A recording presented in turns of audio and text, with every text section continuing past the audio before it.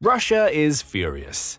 F-16s are now ripping through Ukrainian skies, and Putin's worst fear is becoming reality. He thought he could contain the threat. He thought cruise missiles and glide bombs would ground Ukraine's new jets.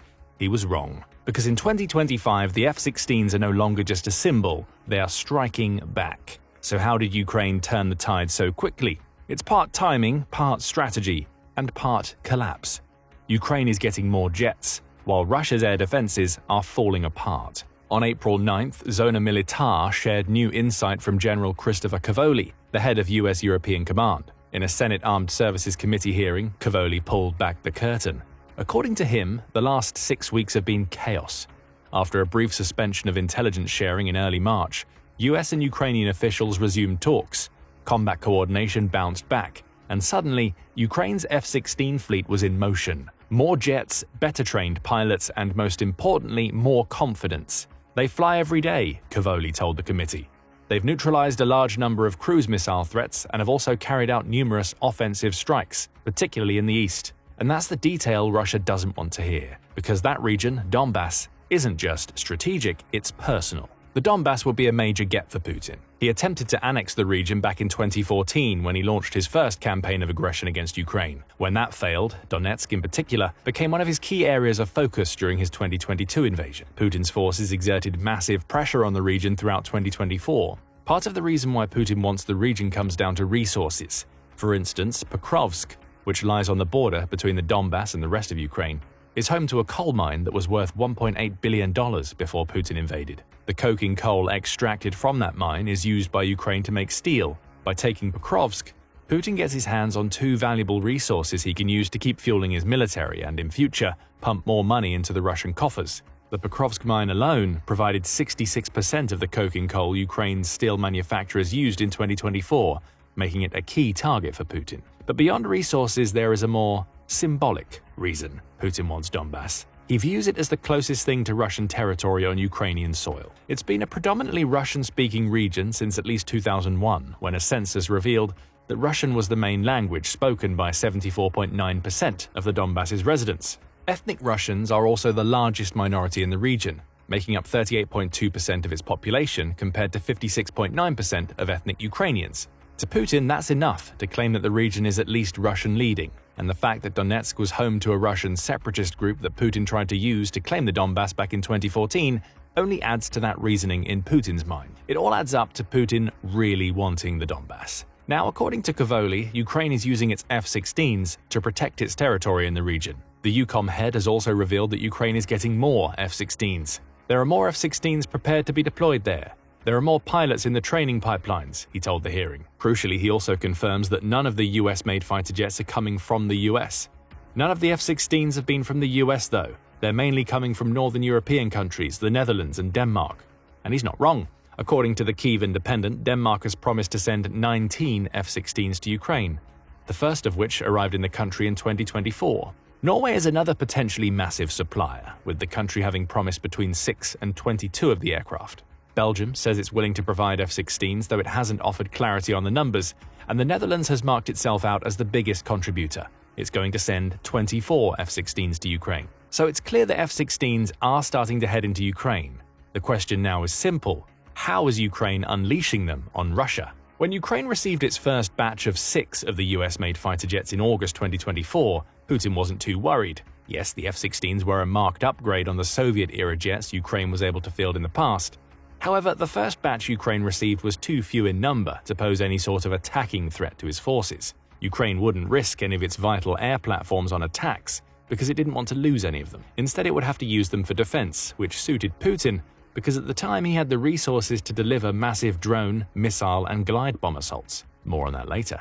And Putin was right. The first use Ukraine found for its F-16s was intercepting Russian missile. It was far more effective than Putin ever imagined it could be. Within weeks of the first F-16s arriving in Ukraine, the jets had already been deployed successfully against one of Putin's missile barrages. Putin expected this to happen. However, he didn't expect Ukraine to get its jets into the skies so soon after receiving them. On August 27th, Defense News reported on a Russian missile onslaught that ultimately killed 5 Ukrainians, in addition to damaging several homes, residential buildings, and even a hotel. Russia also managed to take out some of Ukraine's energy infrastructure, plunging Kyiv and several other cities into power outages at a time when the heat in Ukraine was overwhelming. The damage would have been much worse were it not for the fact that this attack marked the first time Ukraine deployed its F-16s to shoot down some of Russia's missiles. More instances of F-16 defense followed, culminating in a January 7th incident when a Ukrainian F-16 pilot managed to shoot down a staggering 6 cruise missiles in a single mission.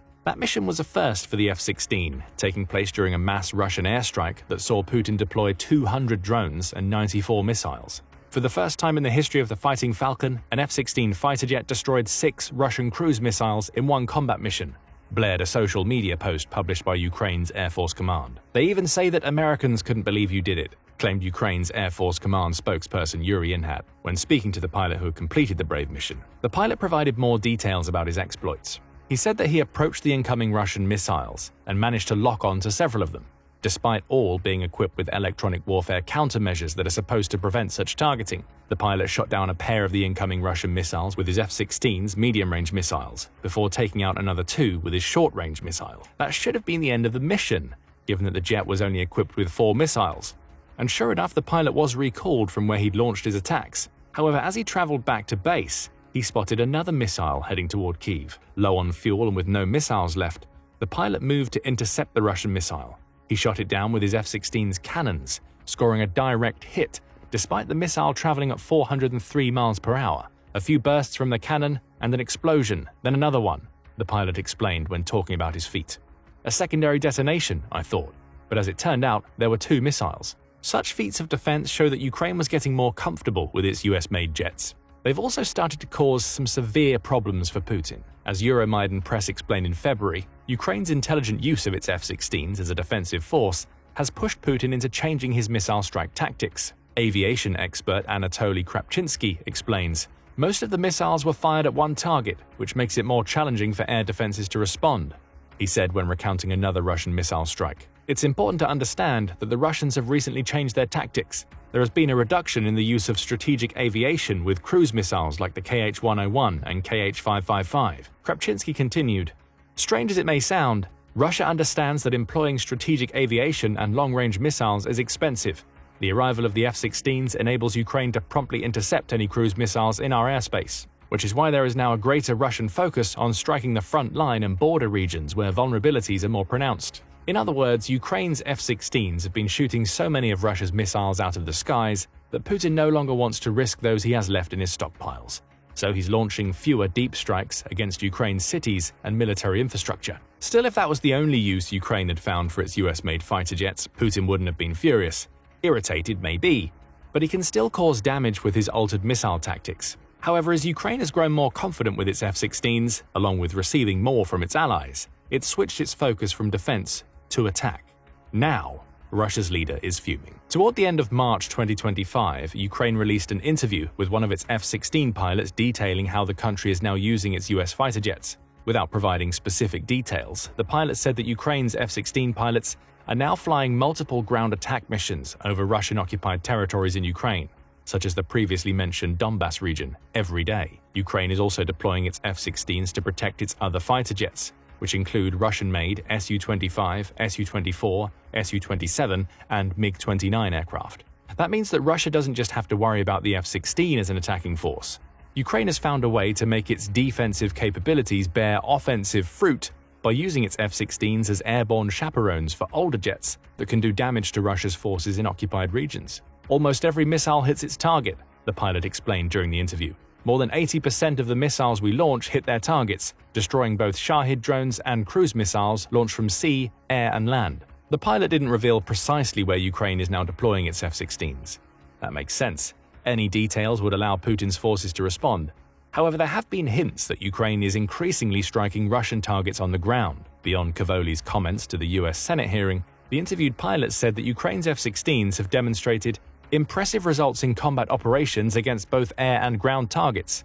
How impressive? If we want, our bomb can fly through someone's window, the pilot claimed when talking about the small diameter bombs and JDAM-ERs Ukraine's F-16s can be equipped with. The latter is essentially a glide bomb equipped with navigational systems to make it more precise, transforming it into a major threat to any Russian troops on the ground. We're also starting to get a drip feed of photographs and footage of Ukraine's F-16s in action.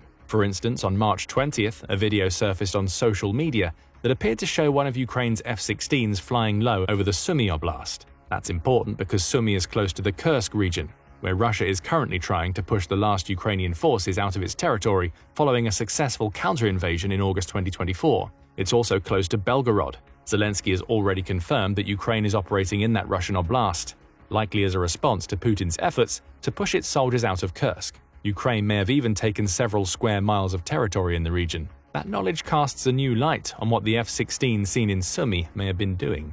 It could have been scouting for incoming Russian missiles. Sumy was nearly overrun by Putin's forces during his initial February 2022 invasion and has become a Russian target again now that Kursk is almost retaken. Or the aircraft may have been returning from a bombing run against a Russian ground target in Kursk or Belgorod. The low-flying F-16 seen in the video clips suggests the latter. Bulgarian military says that F-16s often fly low to avoid radar detection and missile threats, suggesting Ukraine was using its F-16 to strike a ground target before fleeing the scene. Beyond all of this, we don't have many details about how Ukraine is using its F-16s. Zelensky wants to be as secretive as possible. However, Kovoli's comments reveal that Ukraine is using its US-made fighter jets in far more ways than Putin ever expected. And the news gets worse for Russia. More F-16s are coming, and they're going to be able to do even more than they are right now. We mentioned earlier that several European nations have promised large numbers of F-16s to Ukraine. However, two of those countries, Belgium and Norway, have been slow on the draw, according to Zona Militar. Despite having both promised the jets to Ukraine, neither has made any deliveries. In Norway's case, the holdup was likely down to it awaiting the arrival of a new batch of F-35s from the United States. The country didn't want to retire its F-16s, making them ready to send to Ukraine until those F-35s arrived. The new US jets are in Norway. That should mean that the country is free to transfer what it's promised to Ukraine, which could include 22 F-16 Block 10-15s, engines, support equipment, test benches, tools, maintenance materials, simulators, spare parts, manuals, and technical documents, according to the US House Foreign Affairs Committee. Those 22 jets will be a massive influx that increases Ukraine's F-16 attacking prowess. As for Belgium, Ukraine will have to wait on the country a little longer. It's promised 30 of its F-16s to support Ukraine, though none have arrived yet. It looks like none will in 2025 either, as the Belgian government claims that it has to delay the transfer. However, there is at least a vague timeline in place. On April 8th, Belgian Prime Minister Bart de Wever that Ukraine will receive 2 non-working F-16s from his country in 2025. That might seem useless until you realize that Ukraine can strip these older F-16s for parts to maintain the jets it currently has in the skies. As for the rest, de Wever explained why Belgium is being forced to hold back. "We hope to do more, but we are depending on the delivery of the F-35, he explained. "There is no delay in Belgium, but the F-35 has delays. Once the F-35 arrives, the F-16 leaves. It's as simple as that." So Belgium faces the same problem Norway had. Ukraine will be hoping that now the US has completed its F-35 deliveries to Norway, it can focus on giving Belgium what it needs, so that even more F-16s can fill the Ukrainian skies. This is all terrible news for Putin. As Ukraine's F-16 fleet expands, Putin's troops and armored positions will face even more attacks on the ground. But that brings us to another question. Why is Ukraine now able to use its F-16s for attack? The increasing availability of the jets to Ukraine only offers part of the answer. What it really comes down to is that Ukraine has done an excellent job of slowly destroying the threats Putin's forces posed to its F-16s, making attacking runs more viable. We already see an example of this in how Ukraine's F-16s have forced Russia to change its missile airstrike tactics. With fewer threats being posed to infrastructure deep in Ukraine, the country can now use its F-16s to go on the attack. Other Russian threats are also being dealt with. Take Putin's glide bombs as an example. These terrifying bombs, which are made by converting Russia's Soviet-era Fab-dumb bombs into more precise munitions through the use of a special glide kit, have pelted Ukraine's cities throughout the war. Putin launched over 50,000 of these bombs at Ukraine up to January 2025. Now, Ukraine has figured out how to jam those bombs, according to Forbes, and it's been so effective that it now takes Russia launching between 8 and 16 of these powerful bombs at Ukraine to hit a target. Putin is being forced to burn through his glide bomb stockpiles at a far faster rate than he expected. What does that have to do with Ukraine's F-16s? It's all about threat reduction. Now that Russia is struggling to back its missile and drone strikes with glide bombs thanks to Ukraine's jamming, more F-16s are being freed up to launch devastating ground attacks against Russia's forces. It's why we're seeing the fighter jets fly over Sumy and operating in Ukraine's east. Russia is slowly running out of offensive aerial options, which opens the door for Ukraine to deploy its F-16s in an attacking capacity. Russia's aerial defenses are also being pelted. During 2025, Ukraine has scored several successful hits against Russian aerial defenses. January 6th saw Ukraine take out 3 Russian anti-air systems, a pair of Pantsir S-1s and an OSA anti-aircraft vehicle in a single attack. It followed that up by taking out its first Russian S-350 in February, along with several other strikes that have taken out S-300s and S-400s deep in Russian territory. The logic behind these types of attacks is clear. Ukraine was hesitant to unleash its F-16s as an attacking force upon first receiving them because the jets aren't immune to Russia's air defenses. The Pantsir S-1 and S-400 in particular can shoot the F-16 out of the skies if they lock onto their targets. Ukraine has used clever drone and missile strikes to take these systems out all over Russia and occupied Ukraine, creating corridors of safe airspace in which its F-16s can operate. Russians' defenses are being weakened at a time when Ukraine's aerial attacking prowess is rising. That means the F-16 offensives in the occupied eastern territories of Ukraine that Kavoli reports are just the start. In the coming months, we're likely to see Ukraine making even better use of its fighter jets as more arrive and hundreds of millions of dollars of Russian air defenses crumble. But what do you think about how Ukraine is using its F-16s? Could the jets be doing even more now than they already are? Will Ukraine's intelligent assaults on Russia's aerial defenses open up more opportunities to use its F-16s in the future? Share your thoughts with us in the comments and remember to subscribe to The Military Show for up-to-date commentary on what's happening in the Ukraine war. Now go and check out F-16s are doing the unthinkable in Ukraine. Even US pilots are stunned. Or click this other video instead.